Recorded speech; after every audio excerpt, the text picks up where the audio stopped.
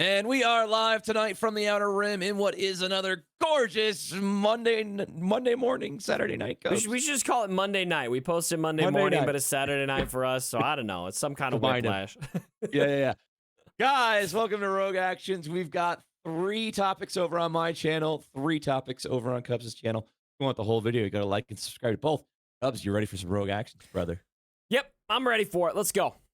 All right, so we got first of my 3 topics here is TW matchmaking. Now, I was looking for things that we could potentially cover on this episode of Rogue Actions, and there was a post here on Reddit saying it's showing the matchmaking, and this guy pulls up his versus battle screen to pick the teams he's going to go against, and they have 47 Galactic Legends.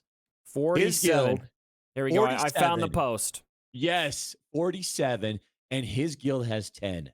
Oh my This gosh. is where we're starting to see issues, right, Cubs? Oh, Like, we knew what the power level with Galactic Legends, it was going to be a thing. Now, I'm going to play both sides of this because I'm going to say, yo, this guild could just say, why don't you go get good and go get some Galactic Legends, and this won't be a problem. But not yeah. everybody plays the game the same way, and not everybody, like, matchmaking doesn't think of that. Matchmaking just looks at numbers and says, okay, these 2 guilds can go at it. It doesn't look at Galactic Legend numbers. I don't Yeah. know, man. Is this a problem that's slowly starting to creep out with the more Galactic Legends hitting the wild?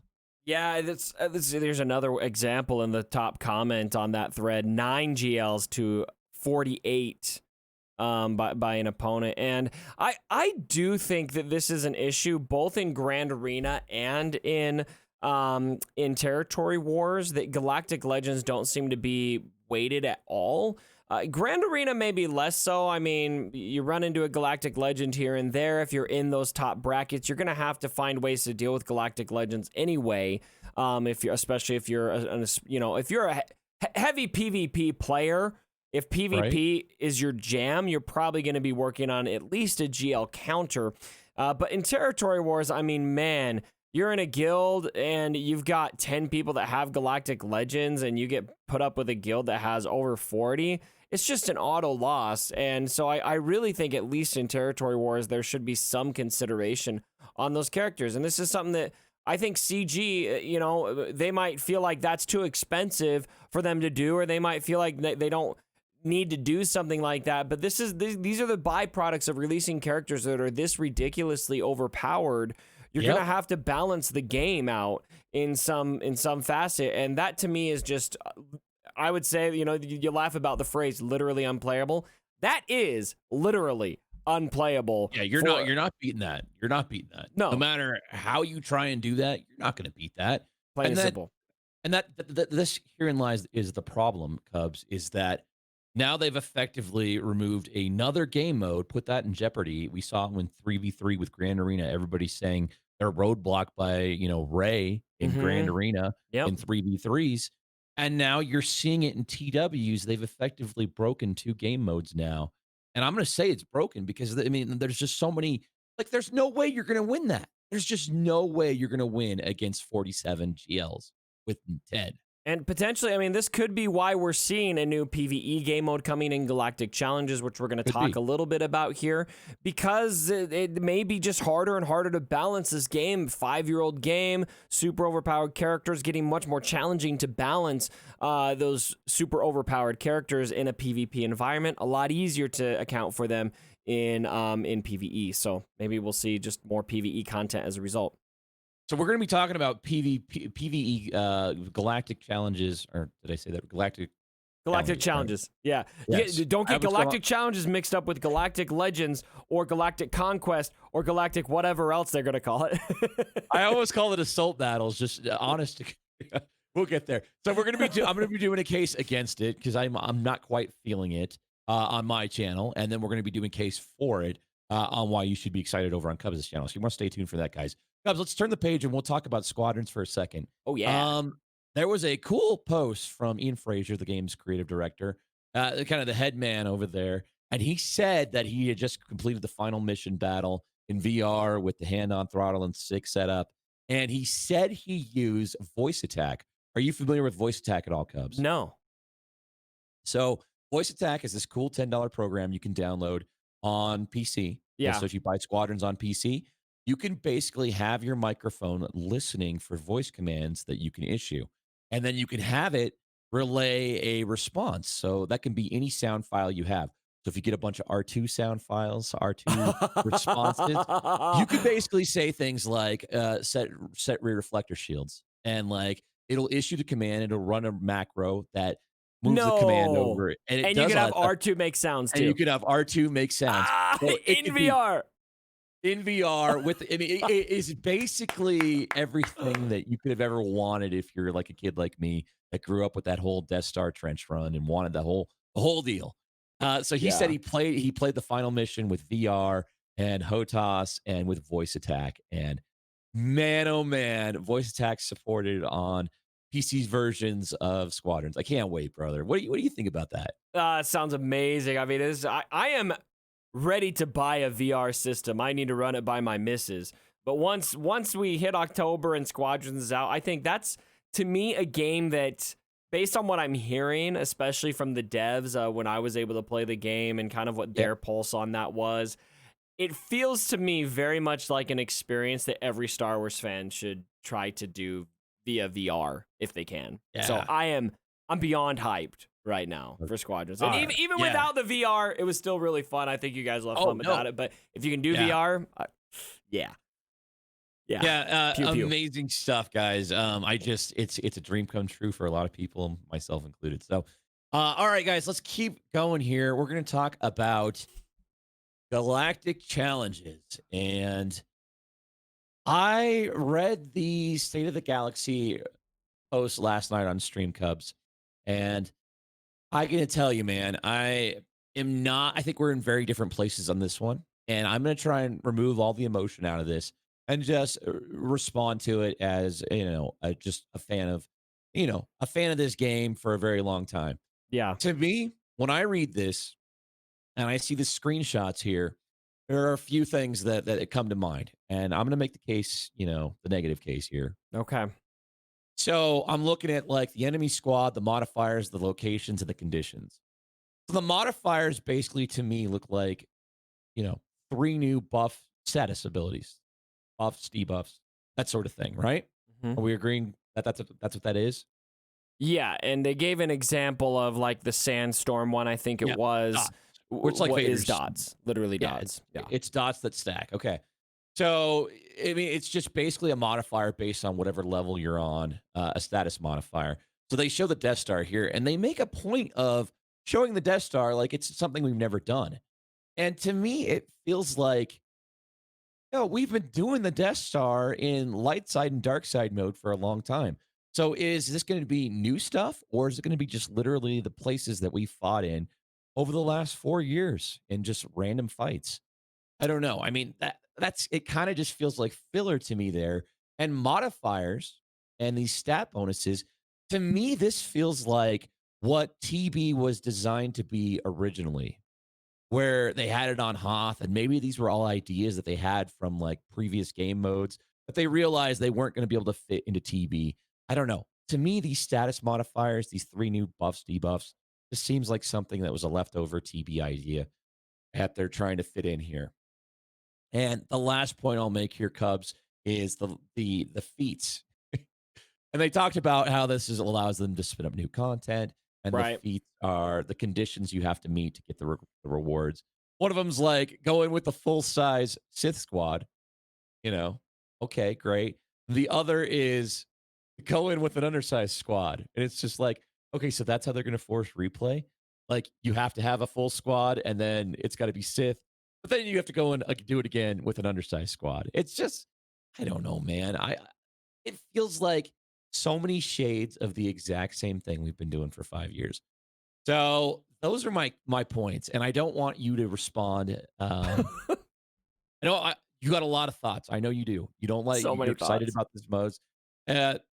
Maybe just give me a 1 or 2 and not go into the whole thing, because I know we're going to do this story, the conversation for this game mode on your channel. So, what do you think of my criticisms? I'm gonna make Are they I'm gonna fair? make a statement. Okay. I'm gonna make a statement, and then I'm gonna ask a question. Okay. Okay. Let's do that. My statement is that Galactic Challenges and our discussions about it have shown me very clearly where you're at with this game and kind of like you're planning Yes. to quit the game, obviously, here in a couple weeks. Mhm. And it just, it's like I feel this really big whirlwind of emotions as a business partner, as a friend, Mhm. as a fan. I'm like all three for you. You know that? Right. I'm your business No. partner. I'm your friend. Yeah. And I like to step into the hall fan seat and just enjoy watching your show. And I have this weird whiplash of emotion of I understand why you feel the way you do. I don't necessarily feel the same way, but it just makes me sad. I was really hoping. So I saw the post and we'll talk about what I like about it in my video. And I was hyped. I was super excited and I could not wait to message you. I was like, okay, Urza's gonna like it. He's gonna like it. He's gonna stay in Galaxy of Heroes. And I messaged you, and it was basically like exactly the opposite. And so my statement is that I respect where you're coming from, and it makes me sad. Okay. My question is, you say, to all of your points, is what do you want then? Like what do you think should be different based on this post? And this is, again, I'm going to remind you guys in the hall and, Okay. and Yeah. viewers that we haven't seen this yet. And they've also said this is a very basic iteration of Galactic Challenges, but I'm curious, what is it that you do want? Okay. What is it that I do want? What would keep me around? Okay, so I feel like we're doing the same thing we've always done with these units, right? I'm Okay. looking at this screenshot here of, them going against First Order and it's a bunch of Empire characters. I feel like, okay, we're doing the exact same thing with the exact same units and the exact same abilities that we've done for 4 years now. Now, should I have an expectation that we would do anything different but that very thing? I don't know. But I feel like, okay, what they're showing on the screen here is basically a different flavor of what we've been doing already. There's no new, I mean, besides these new debuffs and, Mm-hmm. a themed challenge, there's nothing really new here. And what would I want to see? A different mode altogether. Like I always thought, we've talked about this many times on Rogue Actions. My Right. dream mode for this game would have been a draft mode in which you open a pack up and you get varying star counts and characters and you build a team and you go as far as you can with that team against other people that have done the same format. So that would have been my dream mode. But again, power creep being what it is in this game, that's going to be very hard to do. I think if they could have done something around like a draft mode. Live PvP, we've often talked about that as well. Right. Vehicles. Cubs, I have a full team of Jawas ready to go. I wanted a sand crawler. Yeah. Okay. Like, So so vehicles. What? Yeah. yeah, Okay. vehicles could have kept me. I look at the screenshot and it's like, it's putting lipstick on a pig, just a different shade of lipstick. That's how it feels to me, man. I guess It's I'm just just thinking of the game, and I'm thinking of games like this. All right. right, and And maybe it's not fair. all, Maybe it's not fair for all me to of them say are that. basically the same thing, just Right, right. flavored differently, unless you're thinking of raids or A new something raid like would have been that. great. This is one Obviously thing that a and new. I'd love a new raid too. But I think raids lose their luster. What makes me optimistic, and we just get into what I'm going to talk about Galactic Challenges, is the customizability of it. And I do think these, the environmental factors, I think could shake things up quite a lot. And this is just the very beginning of that. So I don't know, Urs. I understand, I man. know we're in different places, but We I are? hope you can find. I mean, I'm really glad that they're getting it out before your deadline. I'm hoping you at least give it a Yeah. give it a No, fair shake. I will 100. So that was the thing. Everybody's like, "Why don't you just quit right now if you're so unhappy with this?" And it's just like, well, then what's the point of saying anything? I told my community 60 days. That 60 days will be up on the You're a man 26th of your of word. August. I appreciate that. And I'm Yeah. gonna stick that out. And like people are getting upset. We're like, don't speak negatively about it. I'm just like, guys, you asked my opinion. I gave you my opinion, and that is what it is. Don't. This is something that we talked about offline. Don't let my stance and how my fun is perceived in the game. Don't let that change or influence you. I'm just a guy, and for me, this game is sort of just kind of feels like it's run its course at this point. I'm just a guy. That doesn't have anything to do with your enjoyment of the game. Well, So I think it's it unfair for a lot of people to put that on me. yeah. Well, here's what I will say about that, because I think it does influence people's enjoyment of the game. What I think is not fair is I think those people need to separate how they feel about the game and you, and allow you to do what's best for you. That's what I think people need to learn to do, because ultimately, like what you tell me is, you feel nauseous logging in the game, and shoot, I mean, that's kind of how I felt with Disney Sorcerer's Arena. I got to a point where it's like, I can't stand logging in this game right now. There's nothing for me here anymore. And so I quit the game because I hated playing it at that point. And I hope something brings me back, because I loved it at first, but I'm just not there anymore. And that's where you're at with Galaxy of Heroes. And I know that feeling, and I want you to not feel obliged to do that. But I also respect from like where people out in the hall are sitting right now. And like, dude, the show that you built, man, you are the original live act for Star Wars Galaxy of Heroes. And the amount of enjoyment people gain from watching you play Grand Arena is probably more than any other streamer out there, in my opinion. The quality that brought. And so I want to kind of say that I also get where people are coming from if their enjoyment is, I guess, diminished, because you're probably a big part of why these people enjoy the game. Well, it's kind of you to say, man. I'm serious. Like, dude, do you remember the first time I messaged you about your stream? Do you remember that? You were getting, I still remember where I was sitting, and I only knew you as the Lobot versus the meta guy, right? And I was, it came up because I was watching a YouTube video for whatever, and I was building a PC that night, and I just let it run, and it autoed into your YouTube stream, and I just started watching. I just could not look away. It was so it was so thoroughly entertaining. And for a lot of people, I think that just becomes so intrinsically connected to the game. So, Hall, respect where Urz is coming from, but also, I mean, I empathize with why people are sad about this, because I'm devastated, frankly. Well, never say never, right? Like it could that I enjoy the game mode, but I mean, you can't force that though. You can't force. I'm not gonna force anything, and that's good. One of the commitments is I told my community that I would not delete my mods. So there's always a chance, but for right now, we'll just let it be. You gonna let me keep your account alive? No, we're going offline. I just won't delete the mods. Well, if you transfer the account to me, then CG will ban it, and then it won't be accessible, and then you won't have to delete the mods. Work around. Okay, guys, we got 3 more topics over on Cubs' channel. We're gonna do the positive side of this. I'm gonna listen to Cubs' stance, because he's got a lot of good points here. And we'll see you guys over there. I'm issuing the evacuation code signal. Good night from the Outer Rim. See you guys.